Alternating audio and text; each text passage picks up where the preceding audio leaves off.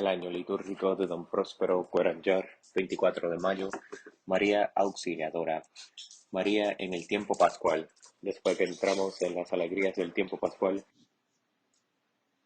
el ciclo litúrgico nos ha presentado diariamente nuevos nombres y nuevas glorias que honrar, nombres y glorias refulgantes con los resplandores del sol de Pascua.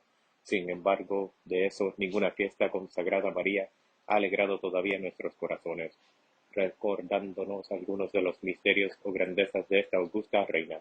Parece que la Iglesia quiere honrar con silencio respetuoso los 40 días en los que María, después de tantas angustias, descansa con la posesión de su Hijo resucitado. Al meditar el misterio pascual en el curso de este periodo debemos procurar no aislar nunca al Hijo de la Madre, y así estaremos en la verdad. Jesús durante estos 40 días se manifiesta con frecuencia en sus discípulos, débiles y pecadores. Puede separarse un instante de la Madre en vísperas de la nueva y última prueba que debe sufrir al abrirse las puertas del cielo para recibir a su Hijo. A menudo Jesús se le aparece y la hace objeto de su ternura filial, pero en el intervalo de estas visitas no la abandona.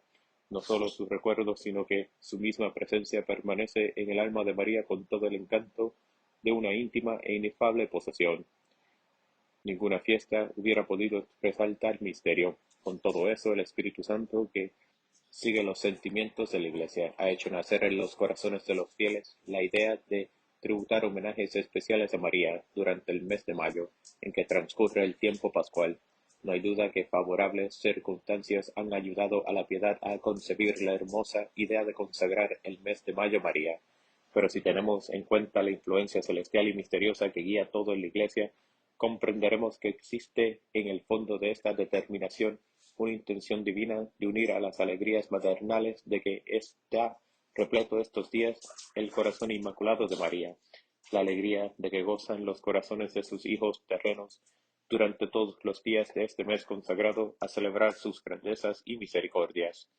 La fiesta de este día, hoy se celebra una fiesta en honor de María, fiesta que no está inscrita en el calendario universal de la Iglesia, pero que está extendida con el consentimiento de la Santa Sede, que el presente año litúrgico quedaría como incompleto si no la hubiéramos concedido un sitio. Su finalidad es honrar a la Madre de Dios con el título de Socorro de los cristianos, nombre por lo demás muy merecido por los incesantes favores que esta todopoderosa auxiliadora ha prodigado a la cristianidad, desde que el Espíritu Santo descendió sobre María en el cenáculo para que comenzara a ejercer en la Iglesia militante su poder de reina, hasta las últimas horas de la duración de este mundo.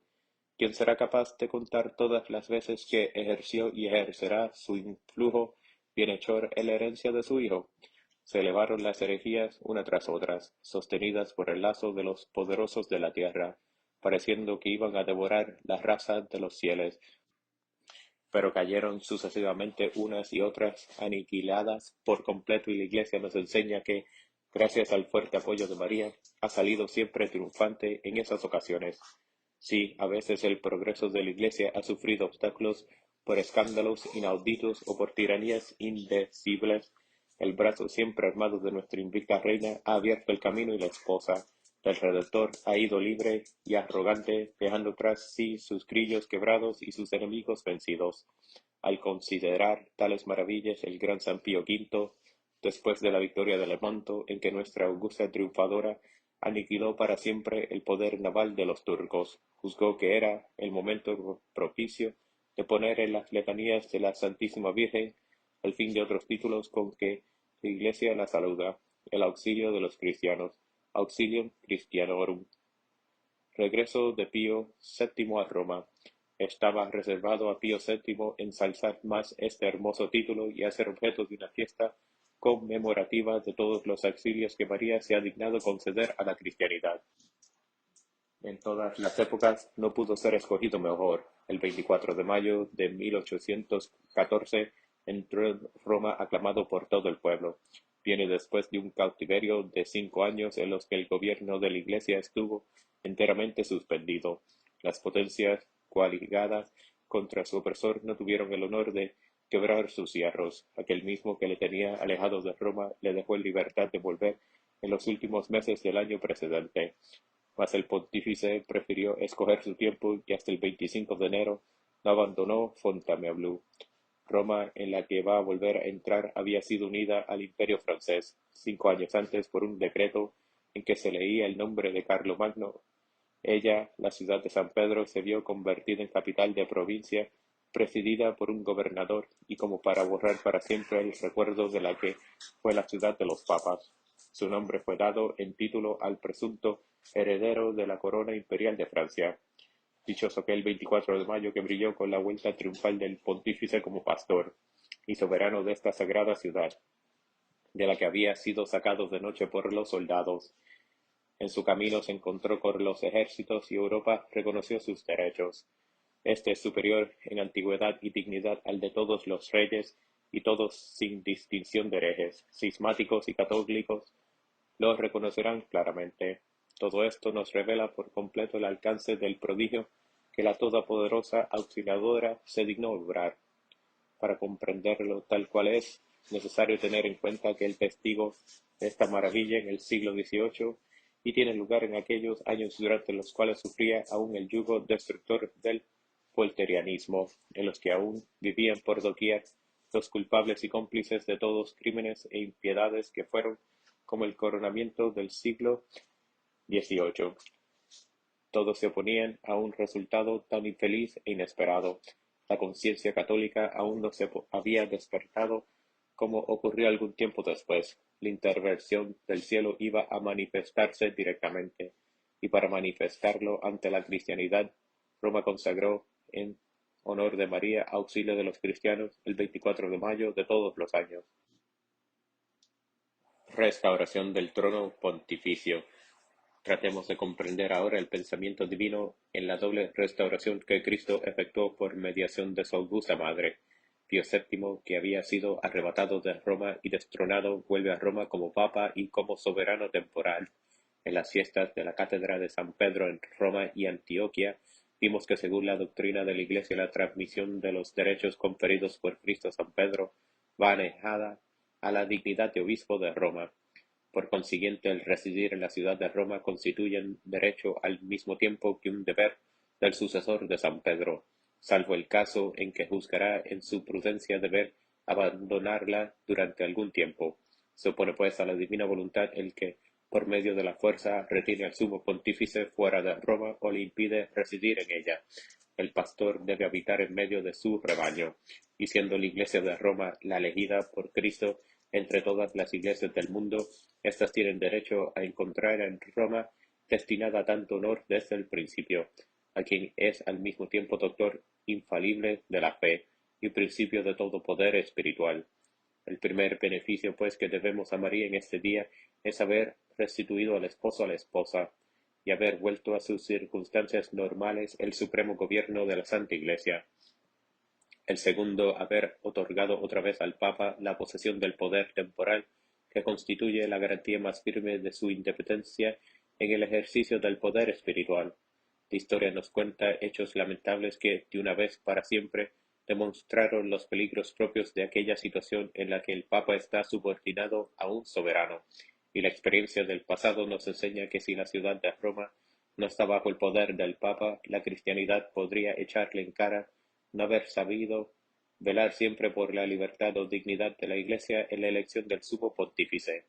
La divina providencia ha provisto a la necesidad del inmenso rebaño de Cristo, preparando de antemano los fundamentos del poder temporal, del papado sobre Rompi y su territorio antes que la espada de los francos interviniese para vengar y reconstruir y aumentar esta preciosa propiedad que es un bien para la cristianidad. Cualquiera que se atreva a invadirla causa la más sensible herida a la libertad de toda la Iglesia, y hace un mes oímos que el gran doctor San Anselmo nos enseñaba: nada ama Dios tanto en este mundo como la libertad de su Iglesia, pero eso siempre la ha defendido. Soberanía pontificia. La soberanía pontificia sobre Roma y sobre el territorio ofrecido a la Iglesia tiene su razón de ser en las necesidades del orden sobrenatural. Por consiguiente, esta soberanía supera en dignidad a todas las demás, y estando consagrada al servicio de Dios en la tierra, debe colocarse entre las cosas sagradas. Cualquiera que se atreva a invadirla no solo es un ladrón, sino un sacrilegio, y los anátemas de la Iglesia caen sobre él con todo su rigor. Toda la historia es testigo de cuán lamentable ha sido la suerte de aquellos soberanos que, habiendo despreciado el anátema, no se preocuparon de dar satisfacción a la Iglesia y se ha atrevido a enfrentarse con la justicia de quien ha concedido a Pedro el poder de atar y desatar. Por último, siendo la autoridad el fundamento de todas las sociedades humanas y siendo tan importante el conservarla para el mantenimiento del orden y de la justicia, debe ser respetada sobre todo en quien es su más alta expresión en la tierra, esto es, en el romano pontífice, cuyos derechos temporales son antiquísimos, por lo que hoy día puede comprobarse y en quien el supremo poder espiritual eleva aún más su dignidad real. Cualquiera que ataque o destruya la soberanía temporal del Papa ataca y destruye por lo mismo toda soberanía, porque ninguna puede paragonarse con ella, ni pretender mantenerse sin ella sucumbe. Gloria pues sea dada a María en el día 24 de mayo, dedicado a reconocer el doble favor que realizó extendido el poder de su brazo, para dar a un mismo tiempo el bienestar a la Iglesia y a la sociedad. Unámonos a las vivas aclamaciones de los romanos, haciendo que resuenen en idéntico entusiasmo el aleluya de la Pascua, y el hosana al vicario de Dios, Padre de la tierra. El recuerdo de San Pedro fuera de prisión y puesto en libertad se cernía sobre esta multitud loca de amor para con el Papa, a quien tantas pruebas le habían hecho más augusto. Su carroza marchaba por la vía Flaminia. Los ciudadanos, ebrios de alegría, la desunieron y la condujeron a la Basílica Vaticana, donde el pontífice se había dado prisa a ir para deshacerse en acción de gracias sobre la tumba del príncipe de los apóstoles. María y la conversión de Napoleón. Pero no demos fin a este día sin haber celebrado la misericordia e intervención de nuestra poderosa auxiliadora. Si algunas veces se muestra airada en la protección de su pueblo, su corazón no puede menos de sentir piedad para con los vencidos, también para con ellos cuando están humillados, sabe mostrarse compasiva. Testigo es el gran conquistador de quien ella triunfó el 24 de mayo, y a quien su bondad se apresuró a convertir haciéndole volver a la fe de sus padres.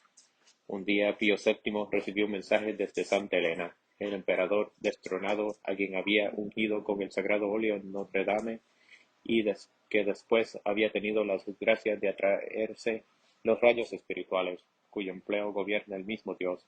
Pedía al pontífice, al único rey de Roma, la gracia de no vivir privado durante más tiempo de los misterios, que sólo el sacerdocio católico está autorizado por el cielo para administrarlos. Era la segunda victoria de María.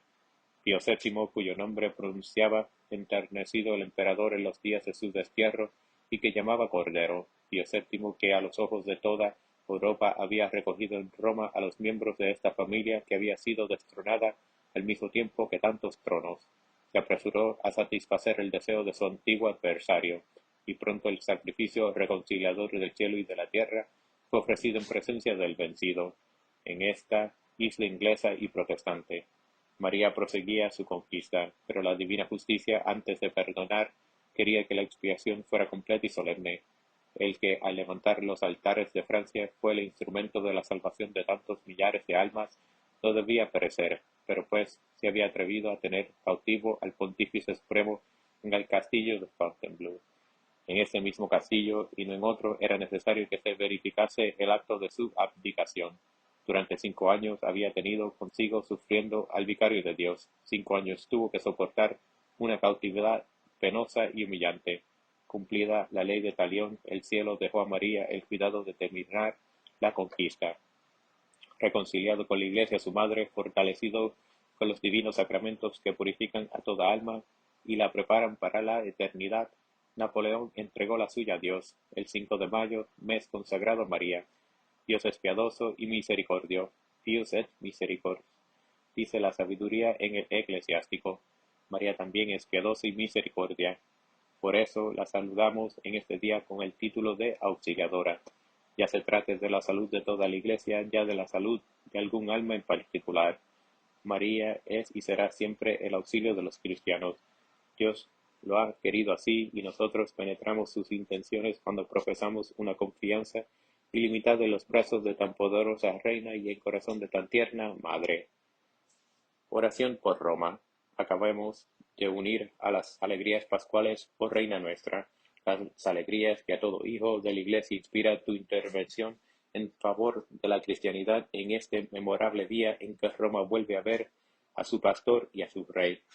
Tú que has ganado la victoria, recibe nuestros homenajes. Tus alabanzas resuenan durante todo este mes. Por este día con mayor gozo se elevan a ti. Dígnate mirar por Roma y su pontífice. Han aparecido nuevos peligros. La piedra puesta por Jesús se ha convertido en señal de contradicción. Sabemos, oh María, que esta piedra es inmovible y que la Iglesia se sienta firmemente sobre ella, pero sabemos también que los destinos no son eternos aquí abajo. Un día será arrebatada al cielo y ese día será el último que verá este mundo pecador. Hasta este terrible instante, ¿acaso no eres nuestra omnipotente auxiliadora? Dígnate extender su irresistible brazo. Acuérdate de Roma en la que tu culto ha sido tan amado, en la que santuarios tan importantes proclaman la gloria de tu nombre.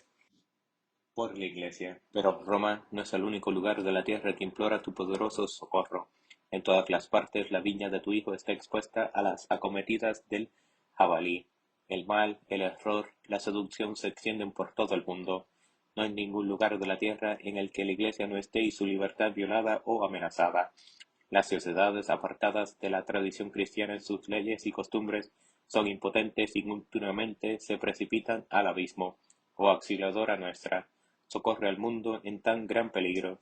Tú que eres poderosa, no dejes perecer la raza rescatada por Jesús, y desde lo alto de la cruz te ha encomendado. Por todos, oh María, auxilio de los cristianos, eres la esperanza de nuestras almas, y nuestras almas están amenazadas por el mismo enemigo que acomete a las sociedades humanas. Tú, oh María, has obtenido brillantes triunfos para la salvación de tus hijos. Te suplicamos, no dejes de socorrer a los pobres pecadores. Los hechos prueban que eres tú a quien, de un modo especial, Jesús tenía presente cuando, queriendo llenar de convivados la sala del festín eterno, dice a los servidores de su amor: forzarlos a entrar. Nuestras necesidades nos obligan a elevar nuestras voces suplicantes a ti. Oh Señora nuestra, auxiliadora, no olvidemos los deberes particulares que son debidos en estos días en que la Santa Iglesia celebra las inefables relaciones que tienes con tu Hijo resucitado. Con qué placer se une al gozo que ha sustituido en tu alma a los sufrimientos del Calvario y del sepulcro. A la Madre consolada y triunfante con su Hijo, ofrecemos con las flores de primavera el homenaje anual de nuestra alabanza en todo el transcurso del mes, cuyas gracias y esplendor se armonizan también con tu inmortal belleza. Por otra parte, conserva nuestras almas en el fulgor que han adquirido en la Pascua al contacto con Jesús resucitado, y dígnate prepararnos a recibir dignamente los dones del Espíritu Santo, que no tardará en llegar, resplandeciente de los fuegos de Pentecostés, para sellar en nosotros con su venida la hora de la regeneración pascual.